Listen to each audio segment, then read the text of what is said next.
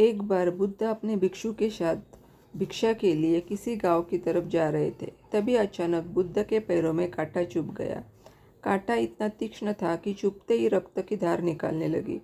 बुद्ध के भिक्षु ने रक्त को रोकने के लिए एक कपड़ा फाड़कर बुद्ध के पैर में बांध दिया। इस घटना को कुछ लोग देख रहे थे, जो कि बुद्ध से ईर्ष्या करते थे। उन्होंने बुद्ध से कहा कि हम तो तुम्हें परमज्ञानी समझते थे, लेकिन दर्द को तुम भी सहन नहीं कर सकते हो। तुम पाखंडी हो और यह हमने सिद्ध कर दिया है। ये कांटे हमने ही बिछाए हैं। इस गांव में तुम्हारा स्वागत नहीं, तिरस्कार होगा। इस गांव में तुमको कोई भिक्षा नहीं मिलेगी। बुद्ध ने उन लोगों से अनुरोध किया कि कृपया करके मुझे इस गांव से भिक्षा लेने दो। बुद्ध के ईर्ष्यालुओं ने बुद्ध का उपहास बनाते हुए कहा कि अगर तुम्हें भिक्षाटन के लिए इस गांव में आना है तो तुम्हें अपने रक्त की बलिदान देनी होगी। तुमको इस कांटों के रास्ते में गुजरना होगा। भगवान बुद्ध ने उनकी चुनौती को स्वीकार कर लिया और कांटों के रास्ते पर चलने के लिए अपने कदम बढ़ाने लगे। बुद्ध मुस्कुराते हुए कांटों पर चलने लगे। बुद्ध के साहस को देखकर गांव वाले चकित रह गए। कुछ लोगों की आंखें फटी की फटी रह गई। गांव वाले सोचने लगे कि बुद्ध भिक्षा के लिए दूसरे गांव भी जा सकते थे, तो फिर कांटों पर चलकर क्या साबित करना चाहते हैं।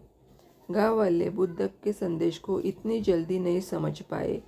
यहाँ पर बात भिक्षा की नहीं, बल्कि जीवन को बदलने की थी। गांव वालों को भीड़ में एक रामू नाम का युवक था, जो बुद्ध पर हो रहे अत्याचारों को देखकर द्रवित हो गया। रामू दौड़कर गया और बुद्ध के पैरों के सामने से कांटे को हटाने लगा।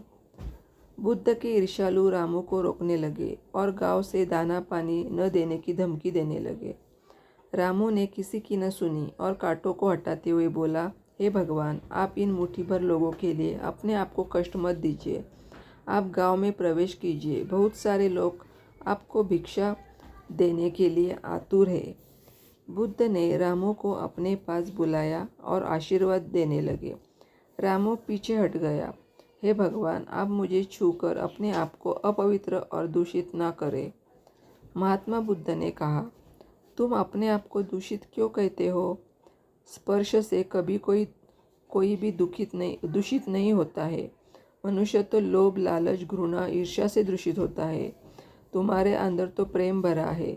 तुम दूसरों को सुख चाहते हो। तुम तो पवित्र हो। बुद्ध के बोल सुनकर कुछ लोग बोले, तुम तो अपने आप को बड़े ज्ञानी कहते हो। तुमको जाति का कोई ज्ञान ही नहीं है। तुम पाखंडी हो। बुद्ध बड़े ही शांत स्वभाव से कहते हैं, मानव से मानव का मानवता छीनना पाखंडी की निशानी है। मुझे पाखंडी बोलकर यदि आपको संतोष मिलता है तो मेरे लिए दुख का कोई विषय नहीं है। कुछ लोग बुद्ध पर बरस पड़े, परंतु यह तो धर्मशास्त्र है, फिर यह पाखंड कैसे हुआ? बुद्ध कहते हैं, हमारी उत्पत्ति इस सृष्टि में हुई है। नदियों का पानी सभी को समान रूप से प्यास बुझाता है। खुले जंगली की हवा भी भेदभाव नहीं करती है। खुला आसमान हमारे पिता के समान हमारी परवरिश करता है। सृष्टिकर्ता ने भी कोई भेदभाव नहीं किया है। फिर हम इंसान कौन होते हैं भेदभाव करने वाले? मानव में भेद करके अपने संबंधों को बिगाड़ता है। बुद्ध के वचन के बाद कुछ लोग कहते हैं, अगर आप इतना ही कहते हैं तो रामू को अपना भिक्षु क्यों नहीं बना लेते हैं? बुद्ध ने कहा कि अच्छा सुझाव है। अगर रामू तुम चाहते हो तो तुम मेरा भिक्षु बन सकते हो।